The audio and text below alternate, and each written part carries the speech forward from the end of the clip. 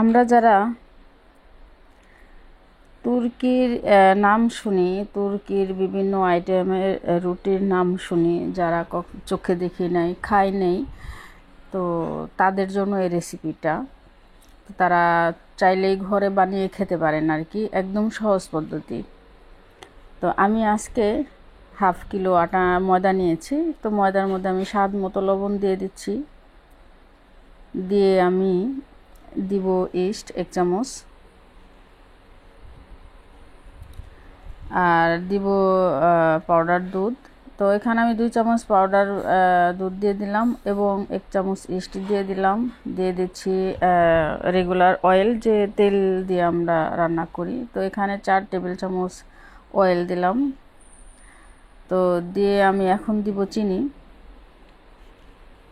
তো এখানে আমি মেজারমেন্ট চামচের আমি 4 চামচ আমি চিনি দিয়ে দিলাম। দিয়ে এখন হাত দিয়ে ভালো করে মিক্স করে নেব, কারণ এটা ভালো করে মিক্স করে নিতে হবে, যেহেতু ইস্ট, লবণ, চিনি সবই আছে, তেল আছে। তো এবং আমি একটা কাঁটা চামচ নিয়েছি, নিয়ে আমি কুসুম গরম পানি দিয়ে দিলাম। তো কুসুম গরম পানিটা দিলে কি তাড়াতাড়ি ইস্ট গলে যায়, চিনিটা গলে যায় এবং আটাটা তাড়াতাড়ি ফুলে ওঠে আর কি। তো যাতে তাড়াতাড়ি ফুলে ওঠে এর জন্য আমি গরম পানি দিলাম, আর ঠান্ডা পানি দিয়ে আমি মিক্স করে নিচ্ছি চামচের সাহায্যে। পরে আমি হাত দিয়ে মিক্স করবো আর কি। চামচটা সরিয়ে এখন আমি হাত দিয়ে আমি ভালো করে মথে নেব। তো আমি ঠান্ডা পানি দিলাম এখন, দিয়ে আমি হাত দিয়ে মথে নিচ্ছি ডোটা। তো আমি একদম স্মুথ এবং সফট, নরম তুলতুলে একটা ডো বানাবো আমি, যাতে হাতে লেগে যাবে ভয়ের কোনো কারণ নাই। তো হাতের মধ্যে একটু তেল লাগে, পরে আবার আপনি সেট করে রাখবেন। তো আমি সেইভাবে হাতে তেল লাগিয়ে সেট করে আমি ঢাকনা দিয়ে একটা প্লেট দিয়ে আমি ঢেকে রাখবো। আমি 15-20 মিনিট পর ফিরে আসব। তো 15-20 মিনিট পর আমি চলে আসলাম। একদম নরম সফট একটি ডো হয়েছে। তো এই ডোটা দিয়েই আমি ছোট ছোট করে মিনি রুটি বানাবো। আর নিয়েছি আমি সাদা তিল এবং লিকুইড দুধ। তো এর জন্য আমি এখন এই ডোটারে আমি ভালো করে আবার একটু মথে নেব। তবে একটু শুকনো লাগবে, গুঁড়ি লাগবে। শুকনো গুঁড়ি দিয়ে ভালো করে ডোটা আমার আরেকটু হাত দিয়ে মথে নিতে হবে। তো এর জন্য আমি নিচে নিয়ে নিলাম আর কি। এটা স্ল্যাব আমি ভালো করে ধুয়ে নিয়েছি। স্ল্যাবটা ধুয়ে তারপরে আমি ডোটা আমি মথে নিচ্ছি, কারণ যেহেতু আমার এখানে ফ্রির মধ্যে করতে পারবো না, তক্তার মধ্যে করতে পারবো না, তাই আমি ফ্লোরেই আর কি নিয়ে নিয়েছি। যাক, তো দেখুন সুন্দর একটা সফট ডো হয়েছে। তো এখান থেকে আমি অর্ধেক করে নেব, অর্ধেক করে তারপর আমি ছোট ছোট আমি গুলা বানিয়ে নেব আর কি। যদি দেখেন হাতে লেগে যায় তাহলে আপনি হাতে একটু তেল নিয়ে নেবেন। তো তেল দিয়ে বেশি তেল, যেহেতু এটা তেলে ভাজতে হবে, তো এর জন্য আমার তিলটা যাতে আমার এই রুটির গায়ে লেগে যায়, তো এর জন্য তেলটা কম ব্যবহার করাই ভালো। তো তেল থাকলে মানে তিলগুলো লাগে না। তো আমি এখন চাকু দিয়ে আমি এক সাইজ করে আমি কেটে নিব। কেটে আমি এক সাইজের বল বানিয়ে নেব আর কি।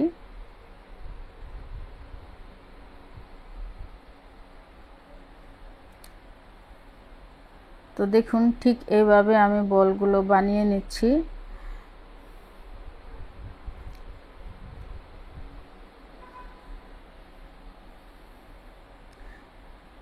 যারা তুর্কির রুটি খেতে পছন্দ করেন তারা মানে অতি সহজে ঘরে বানিয়ে খেতে পারেন। এগুলো মিনি রুটি আর কি, তুর্কির মানে নান কোয়ালিটি আর কি, যাতে পিজার বেটারটা যেভাবে ডোটা বানাইতে হয় ঠিক এভাবে বানাইতে হয় আর কি।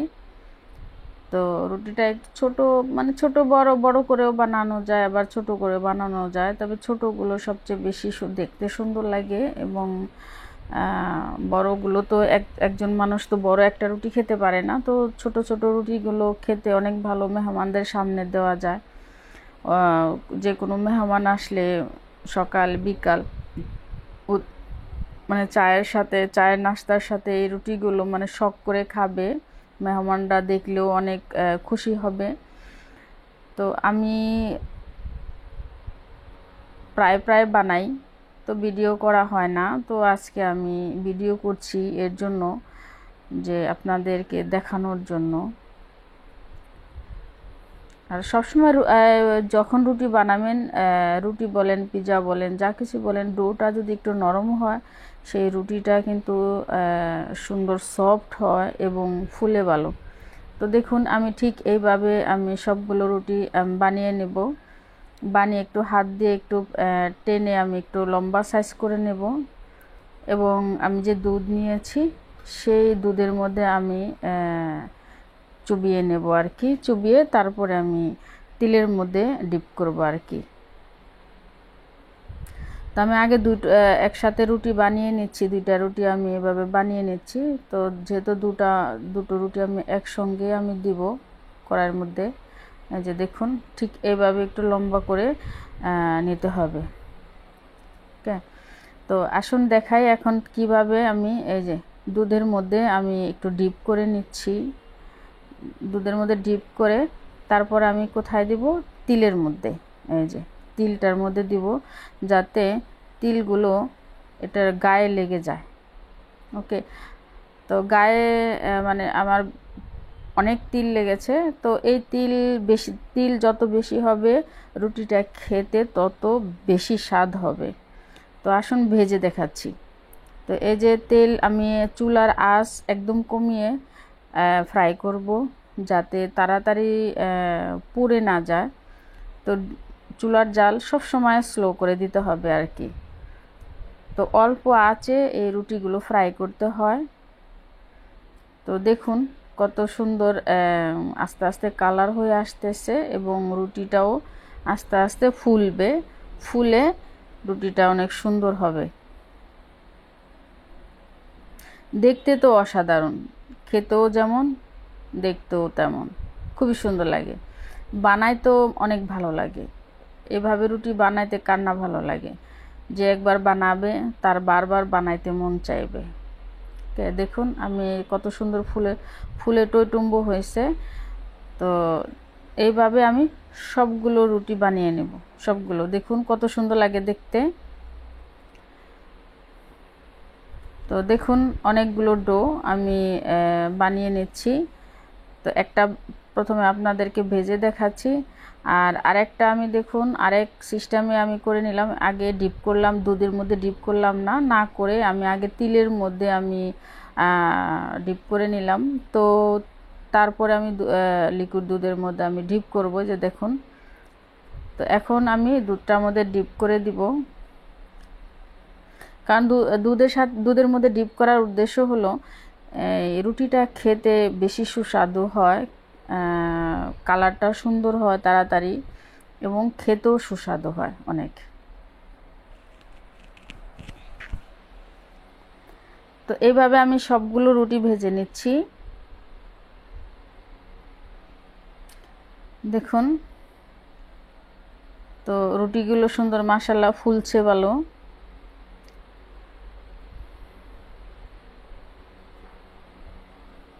তো আমি এভাবে উল্টিয়ে পাল্টিয়ে আমি ভেজে নেব। তো আমার রুটি কিন্তু ভাজা হয়ে গেছে, আর দেখুন কত সুন্দর ফুলে টইটুম্ব হয়েছে। তো আমি উঠিয়ে নিচ্ছি এখন সবগুলো রুটি।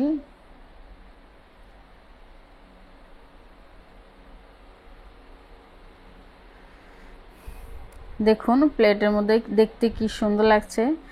আর আমি এখন আপনাদেরকে দেখাবো, একটা ভেঙে দেখাবো রুটি কীরকম ফ্লাফি হয়েছে। দেখুন গরম গরম রুটি খেতে তো অসাধারণ লাগে। দেখুন মানে অনেক গরম, আর ভিতরটা দেখেন কত সুন্দর হয়েছে, মানে ফুলে ফ্লাফি হয়েছে। আর এই রুটি যাদের পছন্দ তারা অবশ্যই বাসায় ট্রাই করবেন, বানাবেন, খাবেন, দেখবেন অনেক সুস্বাদু। তো এই পর্যন্তই, সবাই ভালো থাকবেন, সুস্থ থাকবেন। আল্লাহ হাফেজ।